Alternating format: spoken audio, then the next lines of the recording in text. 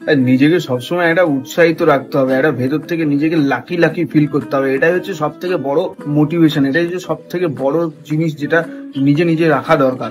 না হলে জীবনে অনেক রকম সমস্যা হতে পারে। আরে ভাই, কালকে একটা বন্ধুর বাড়িতে যাচ্ছিলাম, রাস্তায় একটা ফাঁকা টোটো পেলাম, উঠে গেলাম।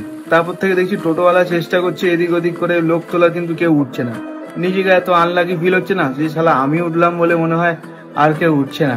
আমি নিজে নিজে ভগবানের কাছে প্রার্থনা করলাম যে ভগবান টোটোতে কয়েকটা প্যাসেঞ্জার দিয়ে দাও, নাহলে নিজেকে না কেমন একটা আনলাকি ফিল হচ্ছে। মানে দরকার হলো কি টোটো থামিয়ে আমি মনে হয় কাউকে তুলে আনি, যে "এই দাদা চলো চলো চলো, কোথায় যাবে?" কেউ উঠছে না ভাই।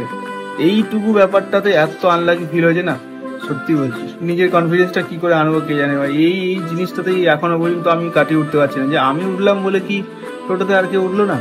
মানে শালা এতই আনলাকি আমি, কি বলবো। মানে টোটো ড্রাইভারটাও কি যে ভাবলো কে জানে, মানে ভাবলো শালা এই এই মালটা অপয়া। কি বলবো মানে, এতটাই আনলাকি আমি, মানে